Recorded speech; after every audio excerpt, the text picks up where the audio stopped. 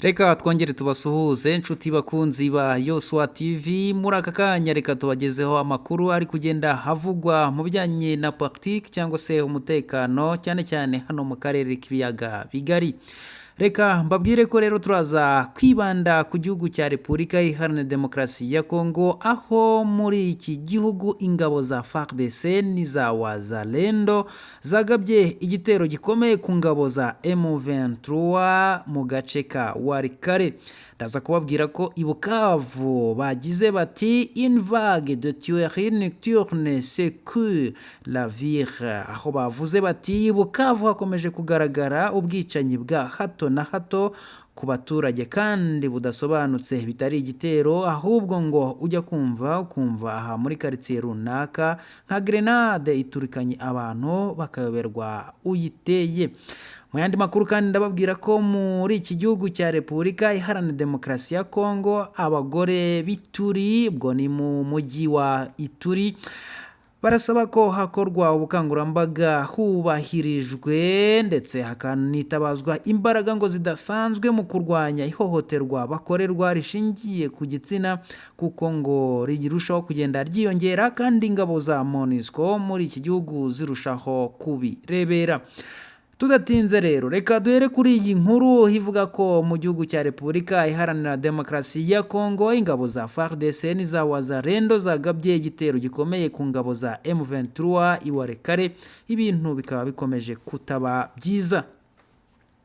Radio Okapi yanditse iti les forces armées de la RDC FARDC, ubwo rero ni ingabo za RDC cyangwa se Repubulika Iharanira Demokarasi ya Kongo, ngo amakuru ari kuva muri iki gihugu na yuko kuri uyu wa mbere ingabo za FARDC n'iza Wazalendo zagabye igitero gikomeye ku ngabo za M23 i Walikale, nk'uko umunyamakuru wa Radio Okapi amaze kubitangaza binyujije kuri website y'iki gitangazamakuru muri rusange. Yavuze ko ahereye ku makuru yizewe aturuka i Walikale ngo humvikanye amasasu na za rokete n'ibibunda biremereye byatangiye kumvikana kuva ku cyumweru, aho banarashe amasasu amwe ku biro by'inzego z'ubuyobozi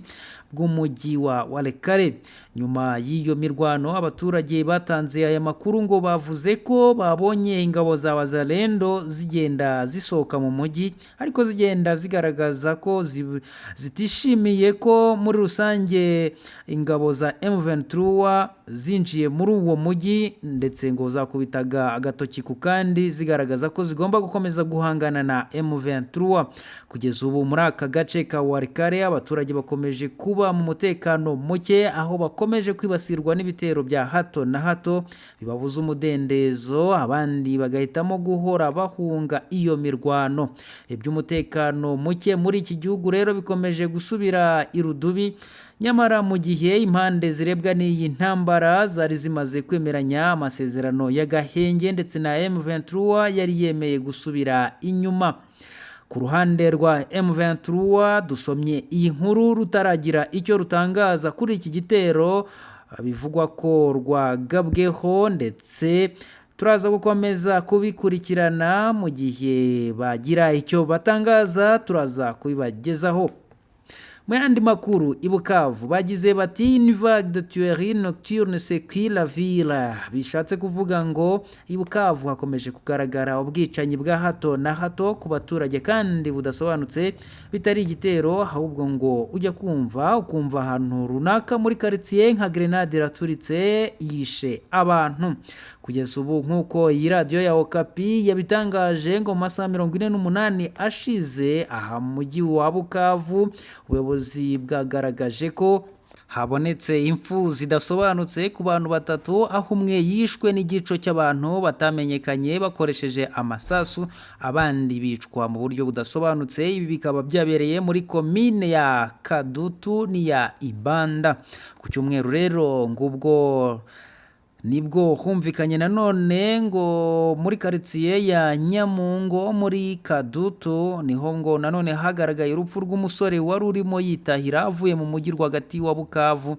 ahura n'abantu ngo batamenyekanye agwa mu gico cy'abo bantu rero bitwaje intwaro baramwica umurambo we uza kubonwa muri bordire y'umuhanda. Abaturage rero babwiye itangazamakuru ko bumvise urusaku rw'amasasu mujyi bagakeka ko yaba yaragize uruhare mu rupfu rw'uyu musore. Ubuyobozi bwa Bukavu bukaba bwatangaje ko umurambo wa nyakwigendera wahise ujyanwa mu bitaro bya Bukavu ngo hapimwe icyamwishe.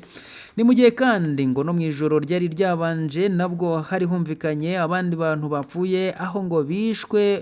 basangwa mu muhanda uva i Rusizi ku mupaka uhuza Repubulika ya Demokarasi ya Kongo n'igihugu cy'u Rwanda ugana muri quartier ya Ndendere ni muri aka gace ka Bukavu rero ngo muri commune ya Ibanda. Kugeza ubu ngo kuva ku itariki ya 6 z'ukwezi kwa 3 y'umwaka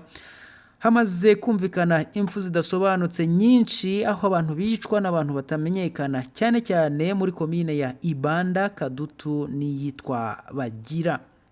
Dusatira umusozo w'aya makuru reka tubabwire ko abagore bituri ngo basaba ko hakorwa ubukangurambaga buhurijwe hamwe imbaraga mu kurwanya ihohoterwa bakorerwa rirushaho kugenda ryiyongera. Ibi rero babigaragaje babinyujije ku ngabo za MONUSCO ziri ahitwa Bugoro mu gace kitwa Jugu ahahuriye ibihumbi n'ibihumbi by'abagore bigaragambya ndetse mu duce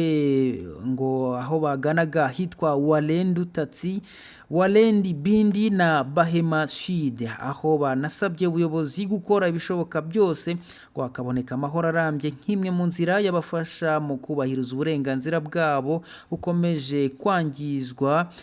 biturutse ku ngabo n'imitwe irwanya ubutegetsi n'inyeshyamba ziri muri ako gace zibafata ku ngufu. Mu majwi yabo rero ngo bamaganye ingabo za MONUSCO kuko ngo ntacyo zibafasha nyamara ngo zihora zibona umutekano mucyo uhari uterwa n'inyeshyamba zibafata ku ngufu. Reka